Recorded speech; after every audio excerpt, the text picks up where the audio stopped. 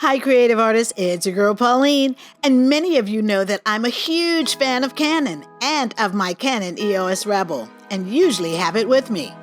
However, I recently met up with Creative Artist Magazine's featured landscape photographer, Cathy Fukaye, who shared 3 delicious tips with us about how she is able to capture her breathtaking scenic photographs using her Nikon 700. So with no further ado, let's jump right in. But as I'm walking down this path, I also felt like I was walking with God, and I felt like we were both on this hike together. That's the way I feel quite often out in His nature.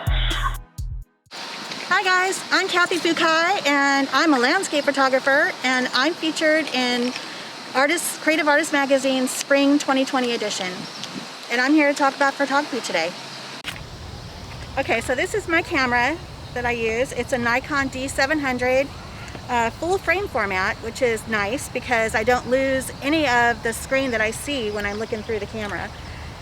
I also shoot with a wide angle lens. It's a 16 to 35 millimeter, which is good for landscape photography because it's a wide angle and you get a lot of scenery in. It's pretty heavy, so I often use my tripod to help hold it along with my shoulder sling here, because with this lens, which is also very heavy, it gets pretty heavy when you're holding it all day long. And what size lens is that again? This is a 16 to 35 millimeters adjustable lens. Awesome. Thank you, Cathy. So I'm here with Pauline in Creative Artist Magazine to give you 3 useful tips on landscape photography today. Tip number 1, use a circular polarizer on the end of your lens. This will do a few things for you. The first is it'll help cut the glare in the water, and it'll also help make the skies bluer. So when you have it on, make sure that you're looking through your lens and you're turning your filter to see where it's making the most impact, because it'll affect either usually the top 180 degrees or the bottom. And so just keep turning it until you get what you want. Tip number 2 is long exposure photography. So Cathy, what is long exposure photography? Pauline, I'm glad you asked.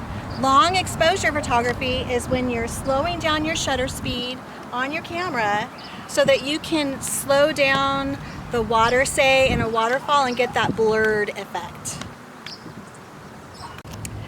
With long exposure photography, you're going to need a couple of different things in your arsenal in addition to your camera. So you're going to want a tripod, because when you're slowing down the shutter speed, if you don't mount it on a tripod and try to hold it in your hands, you will get unintentional blur. We are trying to get blur, but not where the whole scene blurs.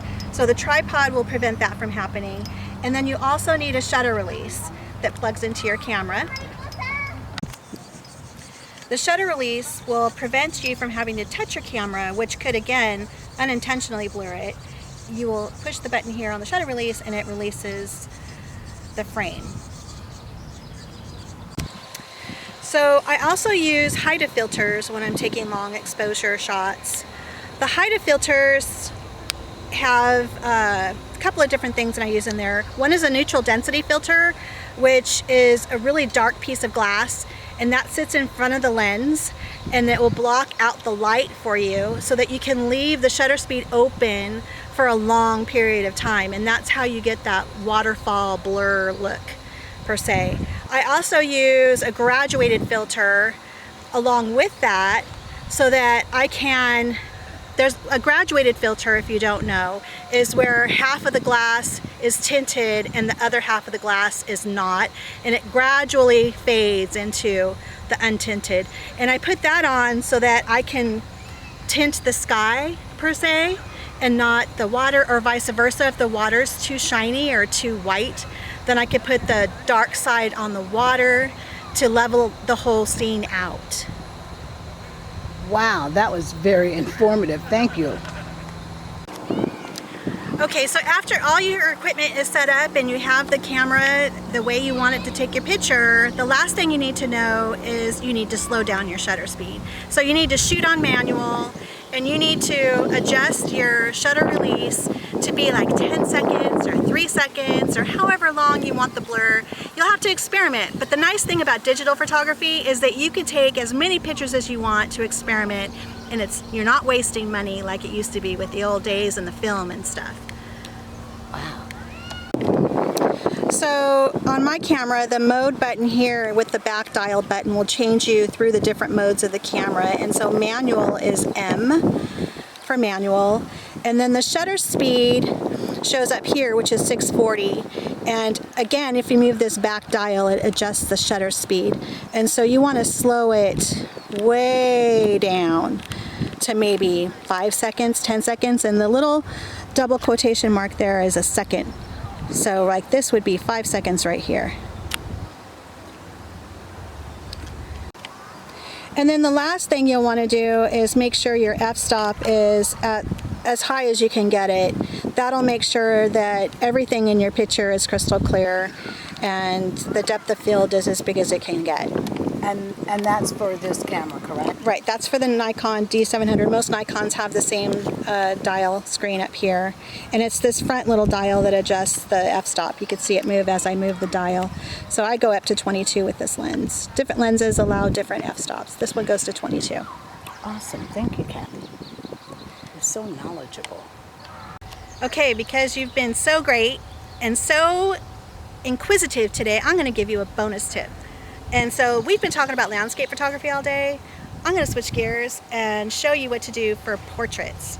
And it's almost the exact opposite of what I just shared with you on how to set up your shutter speed and your f-stop for landscape. With portraits, you want to make sure that your shutter speed, well, you're going to have to adjust it based on your f-stop. And the trick here with portraits is you want your f-stop number to be low, maybe like a 5. And that way, it kind of blurs the background, kind of like portrait mode on your phone if you have that. It'll blur the background and focus on your subject, your person. So low shutters or low f-stop, and adjust your shutter speed to match whatever will work for your camera. Thank you. Tip number 3, always shoot in RAW. That's really important because it gives you the most flexibility when you're at home and you're developing these on your computer. So RAW format will allow you to change any of the situations that you have going on your picture. Let's say your exposure was too light. If you shoot in RAW, it's really easy to manipulate that on your computer. So that's just the tip. Shoot in RAW always. Thank you, Cathy.